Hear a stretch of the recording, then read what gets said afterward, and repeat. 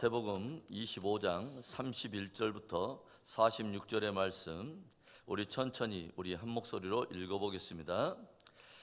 인자가 자기 영광으로 모든 천사와 함께 올 때에 자기 영광의 보좌에 앉으리니 모든 민족을 그 앞에 모으고 각각 구분하기를 목자가 양과 염소를 구분하는 것 같이 하여 양은 그 오른편에 염소는 왼편에 두리라. 그때 임금이 그 오른편에 있는 자들에게 이르시되 내 아버지께 복받을 자들이여 나와 창세로부터 너희를 위하여 예비된 나라를 상속받으라. 내가 줄일 때 너희가 먹을 것을 주었고 목마를 때 마시게 하였고 나그네 되었을 때 영접하였고 헐벗었을 때 옷을 입혔고 병들었을 때 돌보았고 옥에 갇혔을 때 와서 보았느니라. 이에 의인들이 대답하여 이르되 주여 우리가 어느 때 주께서 줄이신 것을 보고 음식을 대접하였으며 목마르신 것을 보고 마시게 하였나이까? 어느 때 나그네 되신 것을 보고 영접하였으며 헐벗으신 것을 보고 옷 입혔나이까? 어느 때 병드신 것이나 옥에 갇히신 것을 보고 가서 배웠나이까 하리니 임금이 대답하여 이르시되 내가 진실로 너희에게 이르노니 너희가 여기 내 형제 중에 지극히 작은 자 하나에게 한 것이 곧 내게 한 것이니라 하시고 또 왼편에 있는 자들에게 이르시되 저주를 받은 자들아 나를 떠나 마귀와 그 사자들을 위하여 예비된 영원한 불에 들어가라.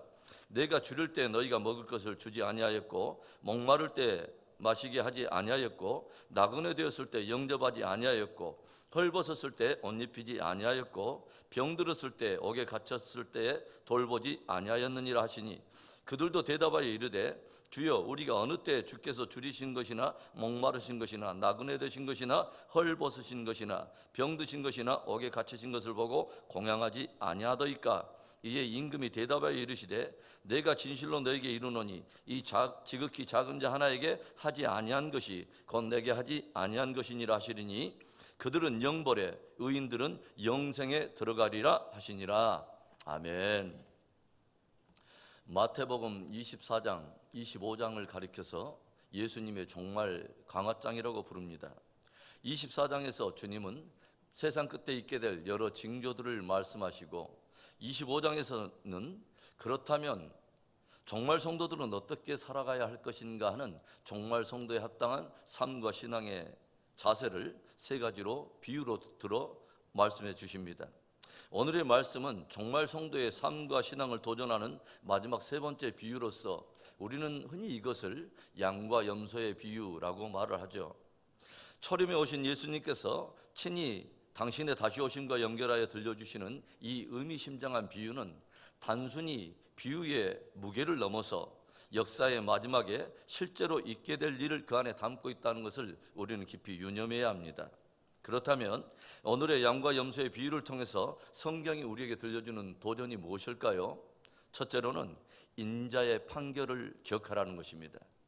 오늘의 말씀은 이렇게 시작되고 있어요. 31절의 말씀, 인자가 자기 영광으로 모든 천사와 함께 올 때에 자기 영광의 보좌에 앉으리니, 주님께서는 당신의 다시 오실 때는 그때는 초림의 때와 같이 은밀하게 초라한 모습으로 오시는 것이 아니라는 거죠. 모든 천사들과 더불어 당신의 영광을 가지고 올 것이며 그 영광의 보좌에 앉게 될 것을 말씀하십니다. 그렇다면 주님이 당신의 영광의 보좌에 앉으셔서 어떤 일을 하실까요? 32절과 33절을 보시면 모든 민족을 그 앞에 모으고 각각 구분하기를 목자가 양과 염소를 구분하는 것 같이 하여 양은 그 오른편에 염소는 왼편에 두리라. 주님이 영광의 보좌에 앉으셔서 하시는 일이 뭐냐면 모든 민족과 모든 인생들을 그 앞에 세우고 마치 목자가 양과 염소를 구분하는 것 같이 어떤 이들은 오른편에 어떤 이들은 염소와 같이 왼편에 세운다고 하는 것이죠. 이 말씀이 무슨 양과 염소에 관한 말씀이겠습니까? 바로 인생들에 대한 최후의 판결을 말씀하시는 것 아니겠어요? 바로 그때 오른편에 설 자들이 어떤 자들일까요? 주님은 저들에 대해서 뭐라고 말씀하시냐면 저들은 의인들이요 하나님 아버지께 복을 받은 자들이요 창세로부터 예비된 나라를 상속할 자들이라고 말씀하세요. 왼편에 서는 자들에 대해서 저들은 저주를 받은 자들이요 마귀와 사자들을 위하여 예비한 영원한 불에 들어갈 자들이라고 엄히 판결하십니다. 이 말씀을 통해서 우리들이 깊게 깨닫게 되는 것이 뭐예요? 그날에는 오직 주님의 판결이 기준이라는 것이며 그분만이 심판의 주가 되신다는 것이며 모든 인생들이 그분과 그분의 판결 앞에 서게 될 거라고 하는 것입니다. 우리가 이 세상을 살아갈 때는 세상의 기준을 가져요. 그리고 사람들의 생각을 따라서 우리들도 가진 자와 못 가진 자, 또 배운 자와 못 배운 자, 남녀노소, 빈부, 귀천의 그런 기준을 가지고 사람들을 구별을 하기도 하지만 오직 그날 주님의 다시 오실 때는 모든 인생들에 대한 확연한 구분 하나는 오직 주의 오른편에 설 자와 왼편에 설 자들, 바로 그들밖에 없다고 하는 것이죠. 그리고 오직 주님만이 그 판결자가 되신다고 하는 것입니다. 이 엄중하고도 숭고한 사실이 우리에게 도전하는 것이 무엇입니까? 이 땅에 사는 매일에 늘 주님의 판결을 기억하고 살라는 것입니다. 주님이 들려주시는 복음의 선, 말씀의 선을 따라가라는 것이죠. 세상의 풍조와 사람의 평가, 또 심지어 내 스스로 가지고 있는 그 기준을 다 내려놓고 최후의 판결하시는 주님을 기억하고 그분이 들려주시는 말씀에 귀 기울이고 그 진리의 말씀을 따라가라는 것입니다. 그 복된 저와 여러분의 삶과 신앙이 되기를 주의 이름으로 축원합니다. 오늘의 양과 염소의 비유를 통해서 성경이 우리에게 들려주시는 도전 두 번째, 주님께 하듯 하라는 것입니다. 여러분, 과연 그날에 양과 같이 오른편에 설 자들이 누구입니까? 진실로 하나님께 복을 받고 영원토록 예비된 그 나라를 상속할 자가 어떤 사람들일까요? 오늘 주님은 그들을 축복하면서 왜 그들이 그 나라를 상속하기에 합당한 자인가 하는, 왜 그렇게 의로운 자들인가 하는 것을 이렇게 들려주세요. 35절과 36절의 말씀, 내가 줄일 때 너희가 먹을 것을 주었고 목마를 때 마시게 하였고 나그네 되었을 때 영접하였고 헐벗었을 때 옷을 입혔고 병들었을 때 돌보았고 옥에 갇혔을 때 와서 보았느니라. 놀랍게도 저들은 이 땅에 살아갈 때 주님을 향해서 주님이 줄일 때 먹였고 주님이 목마를 때 마시게 하였으며 나그네 됐을 때 영접하였을 뿐만 아니라 헐벗었을 때, 병들었을 때, 옥에 갇혔을 때 와서 돌보았다는 거예요. 그러자 이 주님의 말씀을 듣고 오른편에 있던 자들이 다들 의아해하면서 하는 질문이 있죠. 아니 주님, 우리가 언제 주님이 줄일 때 먹였으며 주님이 그렇게 목마를 때 마시게 하였으며 갇히고 병들었을 때 우리가 돌보았단 말입니까? 이때 주님께서 참으로 기가 막힌 말씀을 들려주시죠. 40절의 말씀, 임금이 대답하여 이르시되 내가 진실로 너희에게 이르노니 너희가 여기 내 형제 중에 지극히 작은 자 하나에게 한 것이 곧 내게 한 것이니라. 저들은 부지 중에 줄인 형제를 먹이기도 하고 부지 중에 벗은 형제를 입히기도 하고 부지 중에 갇힌 형제를 돌본 것인데, 그리고 그조차 자신들이 행한 선에 대해서 별 의식도 하지 못하고 기억도 하지 못하는 바로 그때 주님께서는 그 작은 형제를 자신과 동일시하며 그 형제에게 한 것을 자신에게 한 것으로 기억하고 그렇게 판결하고 저들에게 복을 명하시며 그 나라를 상속하라 라고 축복하시더라고 하는 거죠. 저와 여러분은 구원을 얻고 의를 얻으려고 선을 행하고 굳이 하는 것이 아닙니다. 그런데 주님은 분명히 은혜로 말미암아 구원을 얻고 그렇게 믿음으로 말미암아 의를 얻은 사람들에게 있어서 사랑과 섬김과 구제와 같은 선행은 지극히 자연스럽게 따라오는 삶의 열매이며 그것은 하나님의 나라를 구하며 살아가는 성도가 살아가는 일반적인 삶의 패턴, 삶의 양식이 될 것을 우리에게 들려주십니다. 주님은 우리가 주님을 향한 사랑을 고백할 때 그 주님을 향한 그 사랑의 고백을 이제는 이웃과 형제를 향한 사랑으로 구체적으로 표현하기를 주님이 기대하기를 원하시고, 사랑의 근거에 베푼 그 작은 일들을 하나하나 다 기억하시고 갚아 주신다고 하는 것이죠. 모든 사람과 모든 범사에 대해 오직 죽게 하듯 하는 신실한 믿음의 사람 되기를 주의 이름으로 축원합니다. 오늘의 양과 염소의 비유를 통해서 성경이 우리에게 들려주는 마지막 도전 세 번째, 이웃과 형제를 더욱 깊이 사랑하라는 거죠. 오늘 비유 속에서 그날의 염소와 같이 왼편에 설 자들이 누구일까요? 임금에게 저주를 받아서 마귀와 그 사자들을 위하여 예비된 영원한 불에 들어갈 자들이 과연 누구입니까? 오늘 주님은 왜 저들이 저주를 받아서 영원한 불에 들어가게 되는가 하는 그 이유를 이렇게 들려주세요.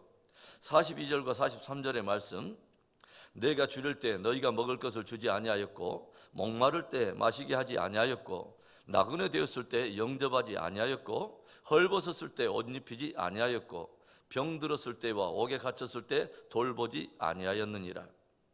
주님은 당신이 이 땅에서 줄일 때 저들은 먹을 것을 주지 않았고, 당신이 이 땅에서 목마를 때도 마시게 하지 아니하였고, 헐벗고 병들고 옥에 갇혔을 때 돌아보지 아니하였다. 들려주세요.